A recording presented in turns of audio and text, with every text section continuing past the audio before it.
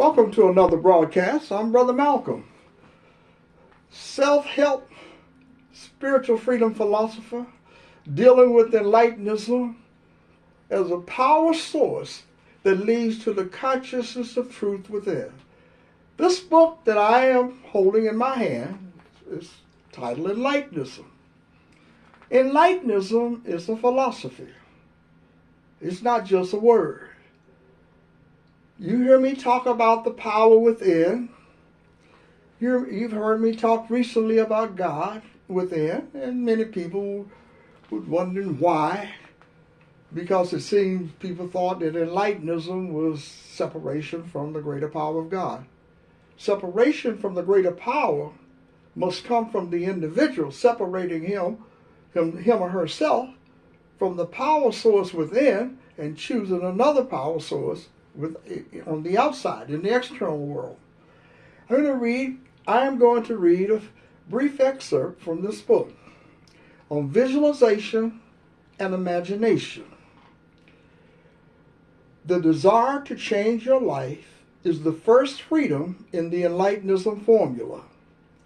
It is this desire that motivates you to begin your work to discover Enlightenism by creating your first visualization. The goal of your visualization is to free yourself from the pain you're unwilling to tolerate. To achieve this freedom, you must listen to and trust the silent, intuitive ideas within you. When you do this, you can create a boundless flow of new ones and unleash the limitless power of Enlightenism within you. These new ideas contain within them the cleansing power to free your mind from the clutches of toxicity.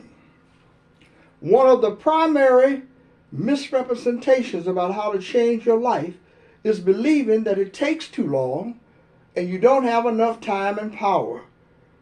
When the desire is strong enough and the commitment firm, then you always have enough time and power.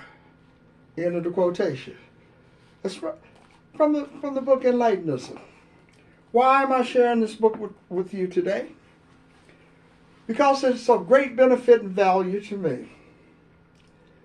I am like you. Look at me. In the sense that I am in a human form. I've been taught all the beliefs and values from someone else. I speak a language that someone created for me to communicate with. I'm very familiar with American history and all of the other things that Americanizes me. I'm very familiar with it. I'm also familiar with thinking and believing that I am being treated unfairly by others in the society. All of these things are things that I am familiar with and have experienced. So this is not something that I'm just suddenly popping up and talking about something that is important.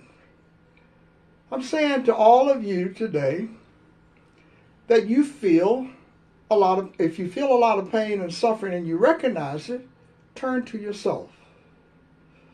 Take the time in your life to sit with yourself, to think about what is happening in your life, and to be unafraid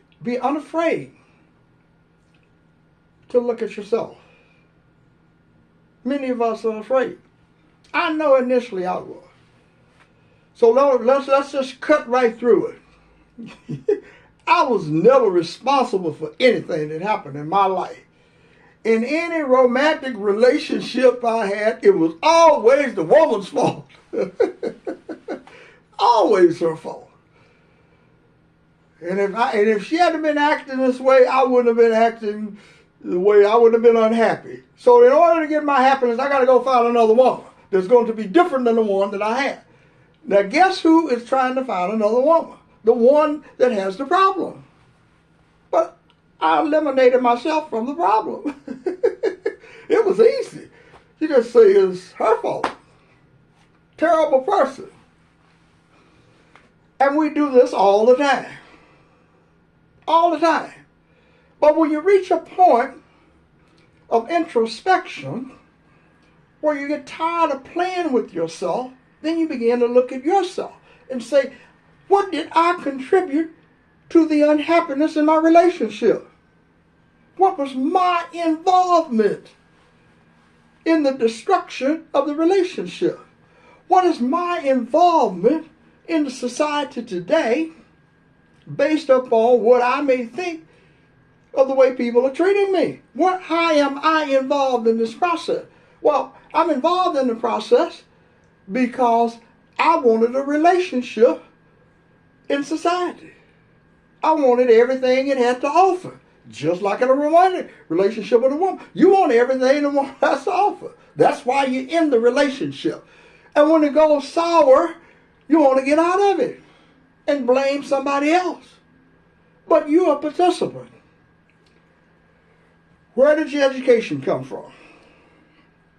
Where did you learn all the things that you know about the world today? It came from someone else. Somewhere. So you got it from somewhere other than yourself. How did you hear about God? Somebody told you. And then told you the meaning of all of the things that you've learned. Told you what psychology means, and what philosophy, and other things. What does this mean? History, culture, sociology, ethics. All of these things come from someone else, and they become beliefs in our lives. These beliefs become our own.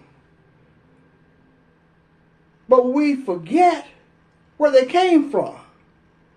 See, we forget that they came from somewhere else. And then when we use the beliefs, we entered into a relationship with the creator of those beliefs. Now you don't like it.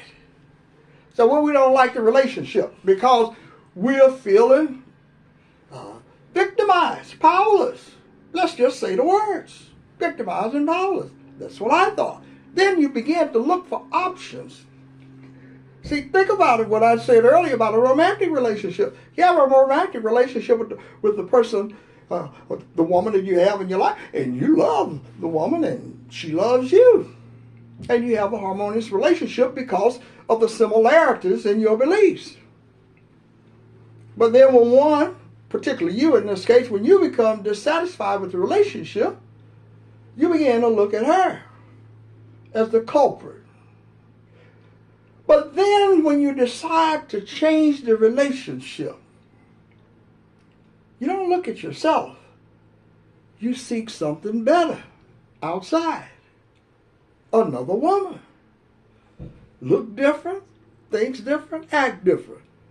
When you get dissatisfied in the toxic society that I'm talking about that you're living in, and you search for something, you search for another relationship.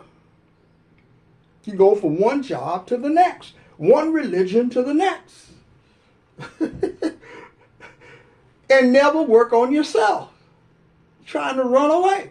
You are the problem. You are your own problem in any relationship that you're in today. You are your own problem for being in the relationship in the first place. The choices you made to enter into the relationship. And now the choices you are making to extricate yourself from the relationship. The focus is always on you, not the other person. It's not society that's the problem. It's the dissatisfied people in society that feel powerless and helpless, but nowhere else to go, because it seems impossible to change society. But it also seems impossible to change yourself. So you learn how to live in dysfunctional relationships. And that's what millions of people have done for generations. Well, Enlightenism says stop. You don't have to live in dysfunctional relationships to be in a relationship. You do not have to be dysfunctional and a victim and powerless to enter into a relationship. But if you believe that about yourself, then that's who you are. Those are the beliefs in you. But it takes time. As I read to you from the book Enlightenism, it takes time. But you have the time. You have the time that you have today. You are going to devote your time to something today. You're going to continue to live until you no longer live. Why not spend the time living and cleansing your mind of other people's beliefs? Why not get rid of all this stuff in your own life? Work on yourself. So I'm going to get rid of all of this stuff. I can accept that I'm a participant in my own pain, even though I don't want to accept it many times, just like many of you. But you have to get there in order to work on the self. This is the issue. You are the issue. See, because whenever you're not in a place in the world is still functioning. Because I am not in New York City today, New York City is still functioning, whether I am there or not. And it will continue to function without me. But when I am in New York City, it must function now with me in it. And I can choose how I want to function in this new environment. And you can choose to change how you think and live. You can choose to change your life by accepting responsibility that you have the power to change your life regardless of what someone else tells you about what you can and cannot do. There are other choices other than the ones you see. There are the unseen choices within you. Check out your own mind and become greater than the person that's overwhelmed with pain and suffering, lack and limitation. I am greater than the I that I created. I am one person, but the one person, as one person, I must change myself. I must see in myself peace, happiness, love.